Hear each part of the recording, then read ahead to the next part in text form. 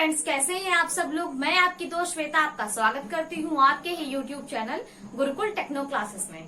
तो आज मैं आपकी यूपी जीके की क्लास जो आपकी मृदा में पढ़ाई थी, इसके पिछले मैंने आपकी क्लास को उसी को आगे के कंटिन्यू कर रही हूँ, जिसमें आपकी मैंने पहले जो आपको पढ़ाई थी भावर और तराई क्षेत्र की मृदा।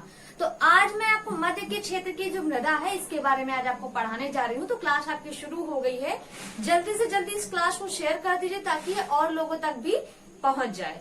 तो चलिए बात करते हैं आज किस मृदा की, मध्य के मैदानी भाग में जो मृदा है। तो जैसे पिछली क्लास में मैंने आपको बताया था कि जो भावर का जो क्षेत्र होता है वहां पे क्या होता है, जो पत्थर है पहाड़ों से जो पानी आता है तो अपने साथ कई कंकड़ पत्थर लाता है, कंकड़ पत्थर के साथ रेत भी लेके अपने साथ ही बहाते हुए लाता है। तो जब ये मैदानी भागों की तरफ आती है, जैसे अंतिम सिरा होता है जो पहाड़ों का, तो वहां पे पत्थर छोड़ना शुरू कर देती हैं।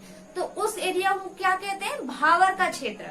उसके बाद जैसे ही उनकी जो फ्लो होता है वो कम हो जाता है तो पत्थर तो वो छोड़ देती है, फिर कीचड़ होता है, रेत होता है, उसको वो लाना शुरू करती है। तो जब वो रेत बिछती है तो उसको क्या कहते हैं, तराई का क्षेत्र, जहाँ पे पानी की बहुत अधिकता होती है। उसके बाद जैसे ही ये बहाव मैदानी तरफ में होने लग जाता है तो यहाँ के जो भाग की मृदा होती है उसे हम कहते हैं मध्य के मैदानी भाग की मृदा। तो इसमें कई प्रकार की मृदाएं होती हैं, जैसे आपकी लवड़ी मृदा हो गई, जैसे आपकी जलोढ़ मृदा हो गई, आपकी मारुस्थलीय मृदा हो गई। तो बहुत सी ऐसी मृदाएं हैं। तो आज हम बात कर लेते हैं। तो जब बात करते हैं सबसे पहले जलोढ़ मृदा की, तो जलोढ़ मृदा क्या होती है, जब पानी मध्य के मैदान में आना शुरू होता है तो पहले क्या होता था, बहुत पहले, आज की बात नहीं करती हूँ, बहुत समय पहले क्या होता था, तब ये बांध वगैरह तो होते नहीं थे, पुल वगैरह तो होते नहीं थे। तो नदियां हैं अपना रास्ता बदलती थी, बहाव जिस दिशा में होता था उसी दिशा में बहने लग जाती थी। तो बहाव की दिशा बदलती थी तो अपने साथ जो नदियां लाती थी मिट्टी, तो एक परत मिट्टी की बिछाती हुई चली जाती थी।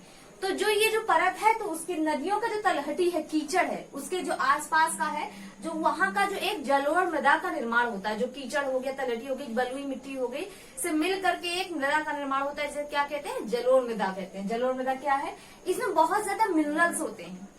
मिनरल्स हो गया आपका, जो फास्फोरस हो गया, नाइट्रोजन हो गया, बहुत तरह के इसमें मिनरल्स पाए जाते हैं। बहुत ही उपजाऊ होती है ये सबसे ज्यादा उपजाऊ जो मृदा है हमारी, ये मध्य के मैदानी भाग में। मतलब समझिए हम सब उस क्षेत्र में रह रहे हैं अपने भारत के जहाँ पे सबसे ज्यादा मैदानी भाग की मृदा आती है। अब बात कर लेते हैं इसका रंग कैसा होता है। तो भूरा हल्का पीला हो गया इसका रंग जो होता है। और ये दोमट मिट्टी जो होती है, काले रंग की जो दोमट मिट्टी होती है और बलुई मिट्टी से मिल करके हमारी जलोढ़ मृदा का निर्माण होता है। अच्छा, जलोढ़ मृदा को भी हम लोगों ने दो भागों में बांटा है। किस भागों में बांटा है, पहली तो आपकी है नवीन जलोढ़ मृदा, दूसरी है आपकी पुरानी जलोढ़ मृदा। तो जो नवीन जलोढ़ मृदा की बात करें तो ये जो इसको हम लोग खादर भी कहते हैं। क्या कहते हैं, खादर मृदा। और जो पुरानी जलोढ़ मृदा होती है इसे हम लोग बांगर मृदा कहते हैं। तो जो आपकी खादर मृदा है इसका द्वितीय नाम क्या है, कछारी मृदा। क्या है, कछारी मृदा इसका दूसरा नाम है। और ये जो जैसे नदियां होती तो नदियों के आसपास का 1 से 3 किलोमीटर का जो एरिया होता है वहां पे आपकी नवीन जलोढ़ मृदा पाई जाती है। पर जो पुरानी जलोढ़ मृदा है क्या होती है, पहले के समय मैंने बताया ना कि पहले के समय में नदियां अपना रास्ता बदलती थी बहाव के कारण। तो उस समय पहले ये सब बाढ़ के पानी से जो एक नई परत बिछाती थी तो वही एक उपजाऊ परत अब पर वो बाढ़ की वजह से या पुल बांध वगैरह बनने की वजह से अब तो रास्ता परिवर्तित कर नहीं पाती हैं, ये अब ज्यादा उतना नहीं हो पाता। तो पहले समय में जो बाढ़ की वजह से जो एक मृदा की परत बिछी थी तो उसको हम क्या कहते हैं, पुरानी जलोढ़ मृदा। ये बहुत ज्यादा उपजाऊ होती है क्योंकि ये हर साल 2 साल में ये अपनी परत बिछाती जाती है दूसरी, फिर ये उपजाऊ पे उपजाऊ होती जाती है। परंतु क्या होता है, इसमें क्या होता है, ये तो पहले की हो गई, अब क्या होता है इसमें नाइट्रोजन की कमी होती जा रही है। धीरे धीरे करके हम लोग यूरिया जो मिलाते जा रहे हैं उससे नाइट्रोजन की कमी होती जा रही है। तो ये खादर मृदा के जो मुकाबले कम उपजाऊ है आपकी। अब बात कर लेते इसमें यूरिया होता है, इसमें नाइट्रोजन होता है। इसकी जो आपकी खादर मृदा है, खादर मृदा में आपका फास्फोरस हो गया, मिनरल्स हो गया, नाइट्रोजन होता है और ये अधिक उपजाऊ होती है। तो ये तो बात हो गई आपकी कौन सी, जलोढ़ मृदा की। पहली जो आपकी है जलोढ़ मृदा। अब हम आपकी बात करते हैं लवड़ीय मृदा की। कहाँ की बात करते हैं, लवड़ीय मृदा की।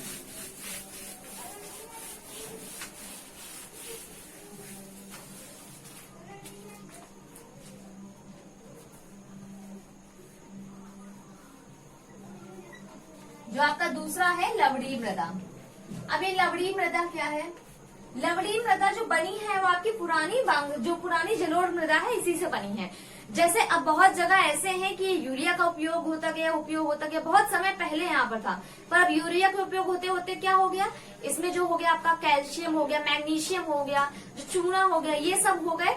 अब ये सब जैसे ही कहते हैं हमारे केशवकात्र क्या होता है, जब बारिश का पानी होता है वो एक जगह इकट्ठा हो जाता है, तो क्या होता है वो धीरे धीरे करके जमीन में रिसने लगता है, और जमीन से जो हमारा जो कैल्शियम है इसको ऊपर लाने लग जाता है। तो इससे क्या होती है, हमारी भूमि धीरे धीरे करके बंजर होने लग जाती है। क्या होने लग जाती है, बंजर होने लग जाती है, अनुपजाऊ हो जाती है। तो इस प्रकार की मृदा होती है इसे क्या कहते हैं, लवणीय मृदा होती है। और प्रदेश के 10 से 12% क्षेत्र में, कितने में, 10 से 12% क्षेत्र में लवणीय मृदा पाई जाती है। क्या पाई जाती है, लवणीय मृदा आपकी पाई जाती है, लवणीय मृदा पाई जाती है। और इसमें बात कर लेते हैं कि जो सिंचाई आदि के लिए जो हो गया, यहाँ पे मालूम है सिंचाई के अच्छे साधन नहीं है, पानी पहुंच नहीं पाते, जिस वजह से इस मृदा का सिंचाई की कमी होने के कारण इस मृदा का निर्माण होता है।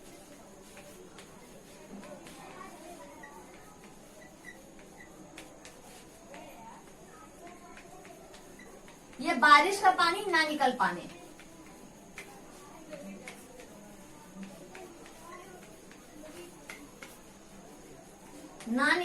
पे इस मृदा का निर्माण होता है।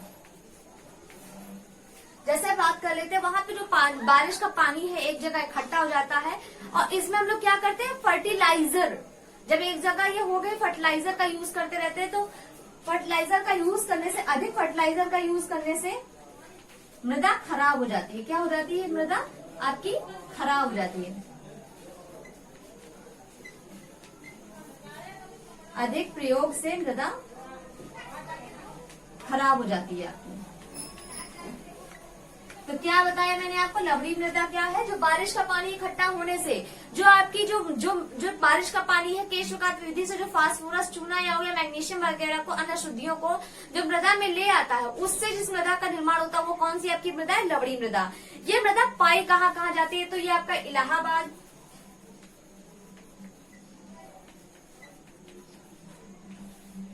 इलाहाबाद हो गया, आपका लखनऊ,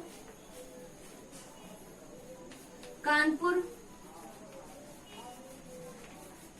मध्य के क्षेत्र में जहाँ पे ये पानी का पहुंच पाना नामुमकिन हो गया, यहाँ पे ये मिट्टी बन चुकी है। प्रतापगढ़ आदि में ये आपकी यहाँ पर लवणीय मिट्टी बन चुकी है।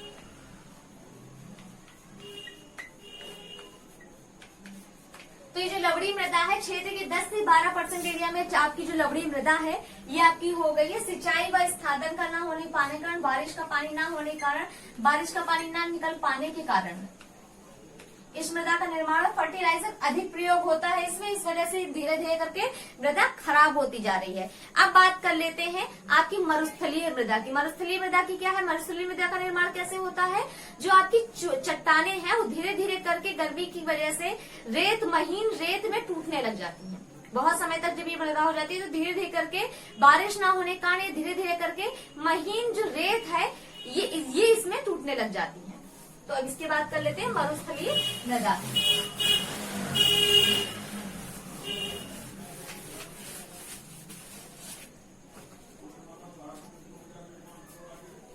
तीसरा आपका कौन सा है, मरुस्थलीय मृदा।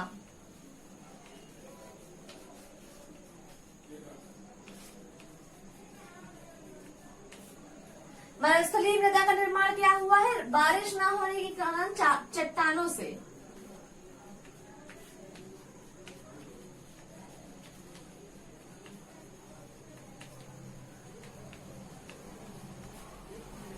चट्टानों के टूटने से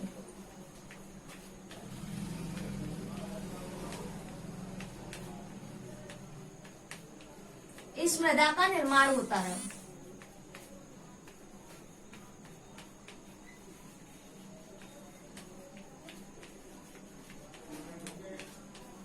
ये जो मृदा है इसमें क्या होता है, जो चट्टानों का निर्माण तो होता है, इसमें आपका लोहा, फास्फोरस अधिकता एवं नाइट्रोजन की जीवाश्म की कमी, क्या होता है आपका लोहा प्लस आपका फास्फोरस अधिकता में होता है।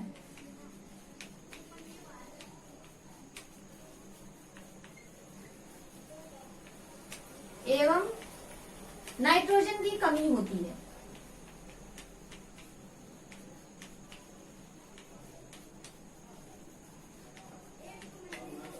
ये जो मृदा है बारिश के ना टूटने से चट्टानों की टूटने से होती है और इसमें क्या होता है आपका लोहा और फास्फोरस अत्यधिक मात्रा में होते हैं और नाइट्रोजन की कमी होती है। यह अनुपजाऊ बिल्कुल भी नहीं है, इसमें नाइट्रोजन की पूर्ति ना हो, सिंचाई कारण ना हो पाने पे यहाँ पे जौ होगा, जवार आदि की खेती होती है। जो आपकी मरुस्थलीय मृदा है क्या है, जब बारिश ना होने के कारण चट्टानों के टूटने से इस मृदा का निर्माण होता है और लोहा फास्फोरस में अधिकता होती है, जो नाइट्रोजन की इसमें कमी होती है। अनुपजाऊ नहीं है ये बिल्कुल। इसमें सिंचाई साधन ना होने के कारण किस चीज की खेती होती है, जौ, ज्वार, सरसों और गेहूं की।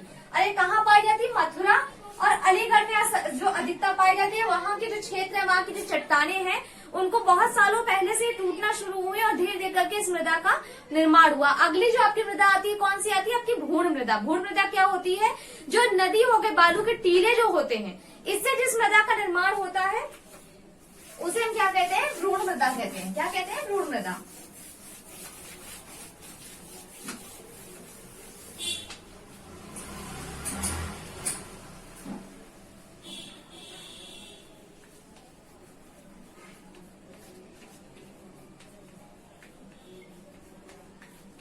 नदियों के टीले से, नदियों के जो टीले बने होते हैं मिट्टियों के, उससे इस मृदा का निर्माण होता है। मध्य के क्षेत्र में पाई जाती है।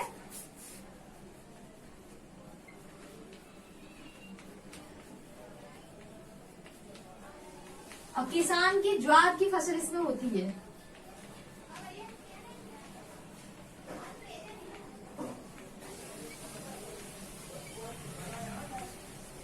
फसल इसमें होती है, क्या होती है, नदियों के टीले से होती है, मध्य के क्षेत्र में। और किसान की ज्वार की फसल किसमें होती है, भूण मृदा में। अगली जो आपकी मृदा होती है वो सबसे जो आपकी काली मृदा है। कौन सी है आपकी काली मृदा, जिसे हम लोग फरेल मृदा भी कहते हैं। क्या कहते हैं, फरेल मृदा भी कहते हैं।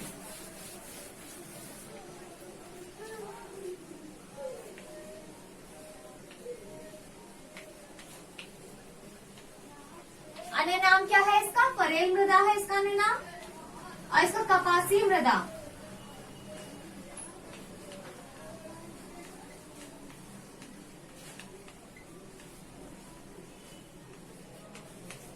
इसका क्या नाम है, फरेल मृदा इसका नाम है। और कहाँ कहाँ होती है ये आपके हो गया जीबी नगर, गाजियाबाद,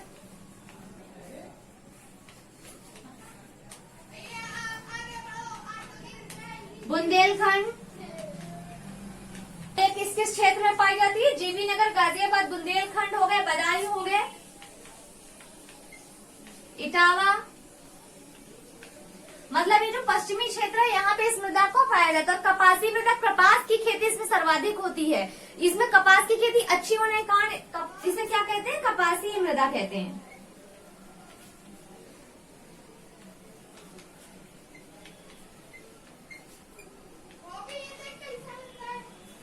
इसे कपासी मृदा, और इसे ये जो हो गई आपकी कपासी मृदा, इसे क्या क्या कहते हैं, फरेल मृदा हो गई, काली मृदा हो गई, कपासी मृदा। इसे तीन प्रकार की मृदा इसको एक तरफ से बोलते हैं कि बुंदेलखंड पश्चिमी क्षेत्र में होती है, यहाँ पे कपास की खेती। तो तमिल में जो कपास है उसे क्या कहते हैं, रेगू भी कहते हैं, इसीलिए इसे हम लोग रेगू मृदा भी कहते हैं। क्या कहते हैं, रेगू मृदा। तो इसे क्या क्या कहते हैं, इसे फरेल मृदा कहते हैं, कपासी मृदा कहते हैं, काली मृदा कहते हैं, उसे रेगू मृदा कहते हैं। इसमें कपास की खेती अच्छी होती है। और बुंदेलखंड हो गए, बदायूं, इटावा, पश्चिमी जो क्षेत्र है, आगरा, यहाँ पे आपकी ये पाई जाती है। कहाँ पाई जाती है, आगरा इत्यादि जो पश्चिमी क्षेत्र है यहाँ पे आपकी पाई जाती है। तो आपकी ये क्लास आज यही खत्म होती है। अगली जो आपकी क्लास है वो कौन सी है, बुंदेलखंड। अगली जो आपकी क्लास है वो बुंदेलखंडी क्षेत्र की मृदा है। तो इस क्लास से संबंधित कोई बात आपको समझ में ना आई हो तो प्लीज कमेंट करें, हमारी क्लास को लाइक करें, शेयर करें, घर पे रहें, सुरक्षित रहें। Thank you so much.